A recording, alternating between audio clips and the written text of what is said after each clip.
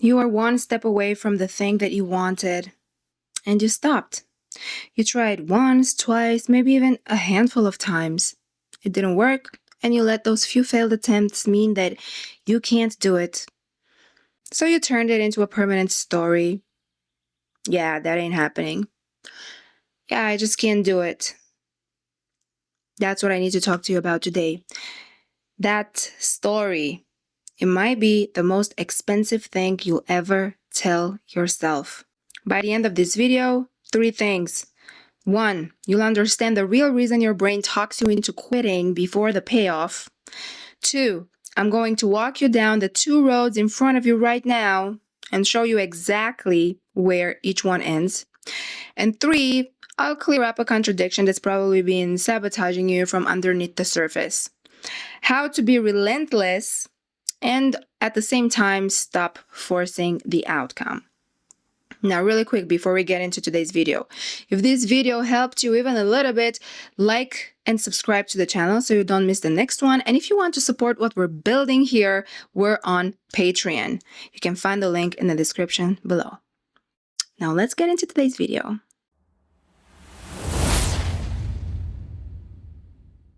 Let me say back to you what's probably happening here in your beautiful head of yours. No matter how hard I try, I just can't change or do anything well. I'm disappointed I can't follow through on the things that I say I'll do. I keep waiting for a sign before I start. I gave up. I couldn't even take the first step. Those lines, those are real words from real men just like you. So if you recognize that, if that's the voice you hear in your head sometimes, just know that it's lying to you. And you're not the only one who's hearing it, okay? I've watched this happening in men over and over and over again. And I can say this clearly. The number one reason why a man never sees the outcome he wants in life is because he quit too soon. He let that 1 or 2 or a few failed attempts mean that he can't do it. He turned that into a permanent story about who he is. And honestly, the part that hurts the most is that usually the thing he wanted was just about to come right after he quit.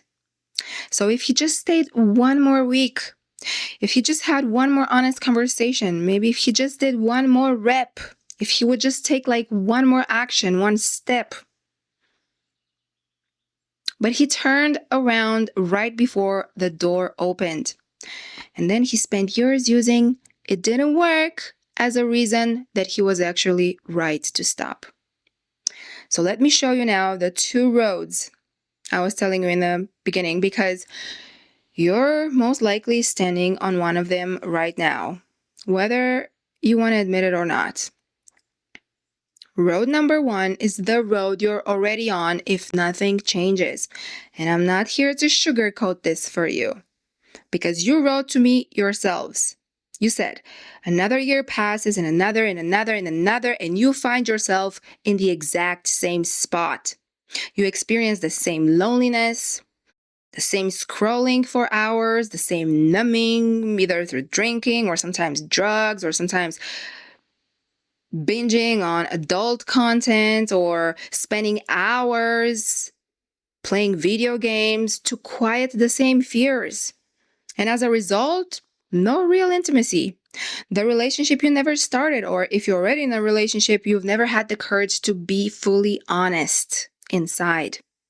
And the quiet, heavy feeling of watching your own life go by from the sidelines, barely able to be part of it. And the trap with that road, it's that it's the default. You don't have to decide anything to end up there. You don't plan it. You don't work on it. It just builds itself completely automatically every time you quit and slide back to what is familiar. Choosing nothing is how you choose road number 1. Now, road number 2, that is actually the only one of the 2 roads that's actually asking something of you, okay? So road number 2, the same guy, you, but this time you're stubborn. This version of you who loves feet isn't ashamed of it for 1 second. He has a healthy relationship. He can have amazing sex whenever he wants. He has a circle of like-minded friends who actually get him. Confidence that isn't an act, that feels natural, peace of mind, and feeling completely normal, like you generally don't have a care in the world. You have time for your hobbies, for your family, work that feels more like a passion instead of a sentence. And the real prize? Not the house or the relationship or the car. No, the prize is the proof that living in your own body, that with the right mindset, getting any goal you set is just a matter of time. So there's the same men who have the same fetish, same starting point. The only fork between those two roads is whether you quit one step too early or if you don't. So here's the thing, guys. We're taught that being stubborn is a flaw. And probably your mom said it. I know my parents said it a lot. Teachers say it. Maybe a girlfriend said it. And I want you to flip that, okay? The men who live on road 2, they're not smarter or luckier or better looking.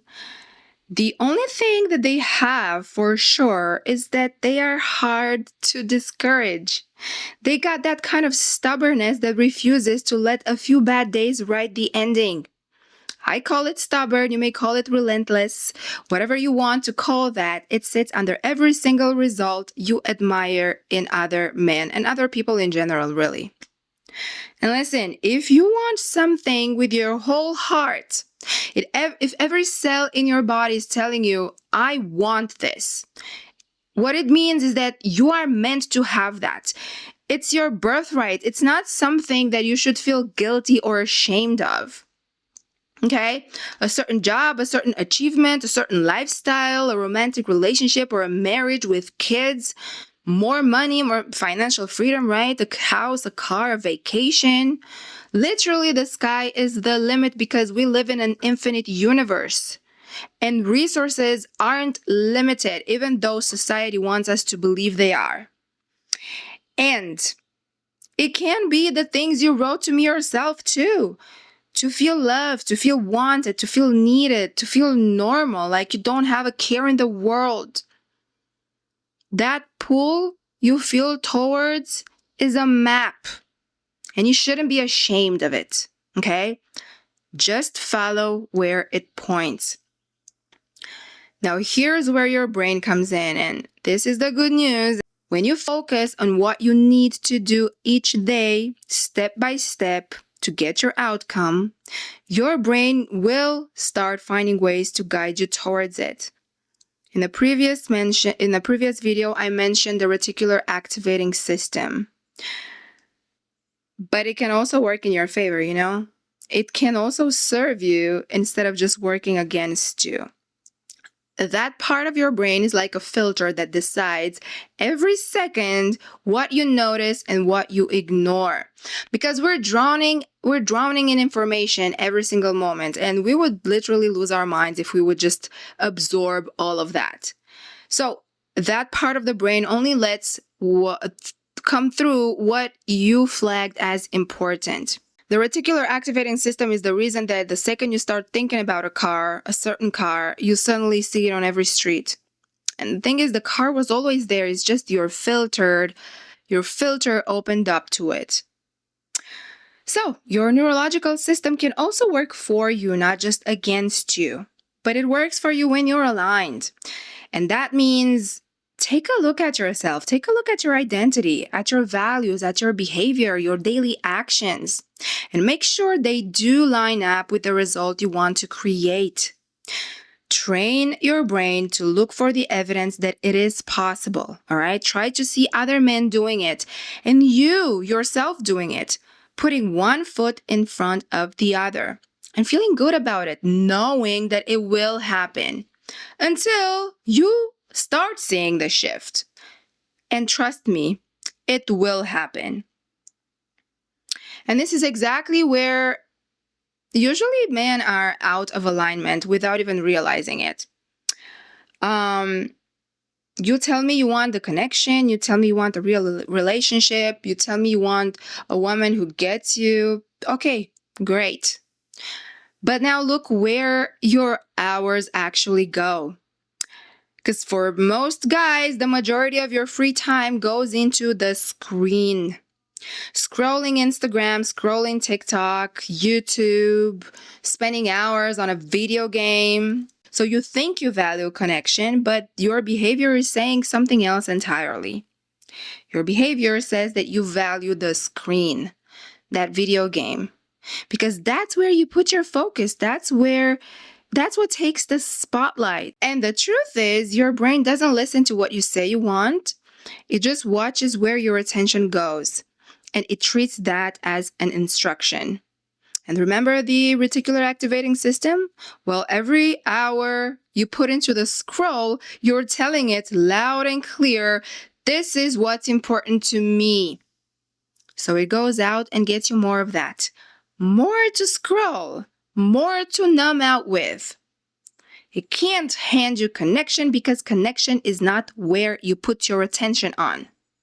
Your attention is a vote, and every single hour you're voting for what your life is actually about. And right now, for a lot of you, the screen is winning by a landslide. And you want connection? You wonder why connection never shows up? Listen, you don't have to change your whole life overnight. Just move the spotlight. Take a slice of those hours, okay, and point it at the real thing. The conversation, the message, the next step. The moment your focus moves, your filter moves with it, and it finally starts working for the life you say you want instead of the one you want to scroll past. Now let's take another look at why men quit. Every time you try to do something new, you are literally building a new way, a new wire in your brain, a neural pathway. And the first time you do it, it's faint, all right? Because the old pattern, the shame, the scrolling, the giving up, that's like a 6-lane highway. And your new path is just a footpath in the grass. And it feels awkward and pointless at first because the highway is still faster and has a lot of traffic on it. And most men quit right there in a footpath stage and call it proof that they can't change. But that awkward, nothing's happening feeling is the wire forming.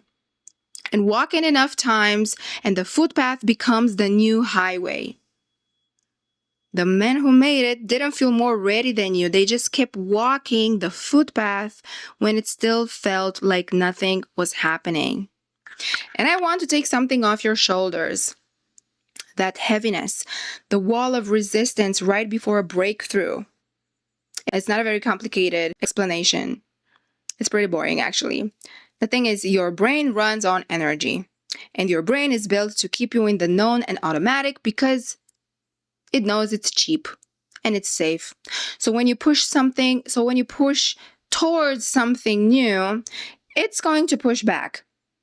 And men take that resistance as a sign that it isn't meant for them. But really, it's just biology being efficient. For years, you've been told that it's your fault, that it's your weakness, it's your broken wiring in your brain. And I'm telling you, it's a system behaving exactly how it was designed to behave. The system just needs to be retrained. So, if you've been trying and you're still not there, it usually comes from a few reasons that are not that evident, okay? So pay attention to this and try to spot it in your own case. Well, the reason number one is that you don't fully believe it yet. And yes, we also talked about this in the previous video. You can't get results that are bigger than your beliefs. So work on it and know it with certainty, all right? Know that this is what you want and that you will get it, okay? With definiteness. Then 2, you're not fully aligned. You want one thing, but your beliefs, your behavior, and your values are saying a different story. 3, you're forcing the outcome. And force creates resistance, which delays it. Even wanting too hard backfires because your brain registers that ache that you don't have it in the present moment. And then 4, you're projecting it into the future. When you talk about it, you reach for, I will someday, maybe, someday, instead of focusing on the present, like, right now, I'm doing this to get that. And that little shift gives your brain certainty because you're literally doing the thing that takes you from A to B. And then the last one is, well, what we talked about is the whole point of this video, which is you quit too soon. Now, I feel like I have to clear something up because you might hear me say two contradicting things. I say be stubborn, but also don't force it, right? I say want it, but act like you don't, yet still take daily action. And I know it can be a little confusing, but this is how it works. You need to be stubborn about the daily action and about who you're becoming, but stay loose about the timeline. Yes, grip the process, but release your grip on the when and the how it shows up, because the second you try to force the outcome, okay, checking every day, where is it? Why isn't it here yet? Your brain logs that you don't have it. And that tension is the exact resistance pushing it further away. So you keep showing up, relentless, one foot in front of the other. And at the same time, you let go of that death grip on a deadline, okay? That's the whole art of it. And also, you want to embody the energy of having it. And when you have the thing, think about it, guys, you don't stress about the things you already have, right? You're not wondering when, how, because you already have it. You just have it. So doing the repeated actions every day is the I already have part, okay? The mindset is everything. And honestly, life is not supposed to feel as hard as we make it. Sometimes I get comments like this, like, who cares about all of this when we were at war? There's so much suffering in the world. The prices of gas are through the roof. In other words, how am I supposed to live when everything out there is telling me that I should be depressed and afraid? Well, I also made a video about this, about fear, all right? Fear keeps you in a state of helplessness. And helpless is easy to control. It's where you feel powerless and you wait for someone else to save you. And guys, I think you're already starting to get this, right? Nobody is coming to save us. The government? The second coming of Christ? Honestly, I think it's already happening, and not how you think, though. It's happening by people waking up to this truth, like the truths, all right? And then this recent one, aliens? I'm not going to be surprised if they make a new religion now about aliens, all right? But nevertheless, every one of those things are meant to keep you a hopeless human being waiting to be told what to do. But the moment you accept you have zero control over what's there, and instead you put your focus on the one thing you can actually control, which is yourself and everything connected to you, that's when things actually start to change, to shift. And I don't mean on the surface. I mean like a real permanent, sometimes even a miraculous shift. And things do start to feel easier. Things will start to make more sense. And synchronicity starts showing up. And one moment you're going to wake up and look at your life and be like, wow, I love my life. Yeah, I'm truly blessed. And I'm going to tell you why I say all of this, okay? The thing with me is that I was never a quitter, right? That part was just how I was built. But I did have other variables in the equation wobbling that I needed to address. You see, I was born in a post-communist Eastern country, in a world where everything was limited, okay? And something in me refused to believe that. Something deep, like my soul, was screaming that we are in fact infinite and that anything is possible. And it did take my whole life to understand that through research and honest trial and error and making big mistakes and exposure and humiliation and addiction and every kind of abuse. And all of that I went through, yeah, but none of that stopped me in my quest, okay? I kept going. And I usually don't say this, but when we finally made it to the United States, me and my daughter's residency got delayed for years. 3 different top attorneys from Manhattan looked me in the eye and they told me I have a 50-50 chance we will ever get it. Okay? 50-50 on my entire life. And that fear ate my mental health for years. I was bartending to cover rent, food, bills, and plane tickets back and forth to Romania and back because I refused to break the law and risk the whole thing. Sometimes I was away from my husband for 6 months at a stretch. And then I will come back and we will all be packed into this tiny 2-bedroom apartment with a mother-in-law that I couldn't get along with no matter how hard I tried. Late nights at the bar, numbing myself, drinking, sleeping all day, barely seeing my kid for more than a couple of hours. Honestly, I had every reason in the world to just quit, to just give up and decide this dream wasn't for me. That I should just go back to Romania where I had everybody, I had relationships, I had my family. It would have been much easier for me to just go back, but I didn't. And I showed up every day, even when I was in deep depression. And eventually we did get those green cards. One beautiful day, we did get those green cards. And we got our own place. And every single thing after that, I built the exact same way by refusing to stop, by refusing to quit. I told myself, if I was able to come here in the United States and to get those freaking green cards, it means that I can do anything. Okay? And I'm not the kind of person to settle for little. I wanted freedom and a more open-minded society. Well, life brought me here to the United States. I wanted to stop feeling ashamed. I made some radical decisions. And done. I'm not ashamed anymore. I wanted a healthy relationship. I fought for that like for my life. Done. I wanted a healthy relationship with my kid. I took a deep look at the patterns that I grew up with. I healed, and now I'm the happiest mother on earth. I wanted a nice car. I got it. I wanted a nice house with a lot of privacy somewhere in the woods. Done.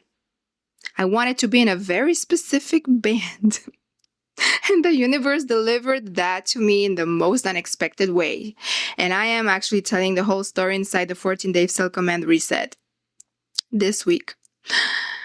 So, to sum it up, I just live by one core belief.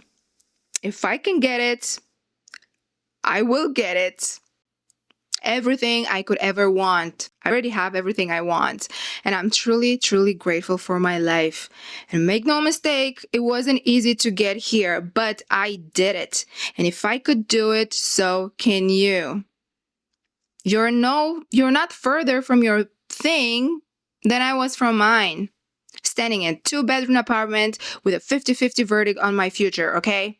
You might just be closer to quitting than to the breakthrough. So here's your move, and I'll keep it short this time. Name one thing that you keep almost starting, all right? One thing that you want, but you almost never have the courage to actually do it, okay? And today, make the decision to take one tiny step on it, okay? Whatever that is. Book the session, text her, write the first sentence, write your resume. I don't know, whatever applies in your case. And that's it. Tomorrow, do it again. One foot in front of the other. Focus on what you can do and now. That is the whole key. Show up daily, let go of the timeline, of the deadline. Let it surprise you. And when the wall of resistance shows up, and it will, trust me, let that be your cue to keep going, not to stop. That's the moment right before the shift. And I know you heard that before because it's true. Be stubborn about it. Annoyingly, beautifully stubborn. And if this landed, drop the word stubborn in the comments. That's the whole video in basically one word. And it does tell me that you stayed until the end. And if you want somewhere to actually start, my free King Shame Exit Kit is in the description. And when you're ready to retrain that brain on purpose over 14 days, the Self-Command Reset is where we do it together. The link to the waitlist is right in the description as well. And you might want to send this to one guy who you know is about to give up. And I think that is it for today's video. I'll see you in the next one, guys. I love you, and don't forget to be stubborn.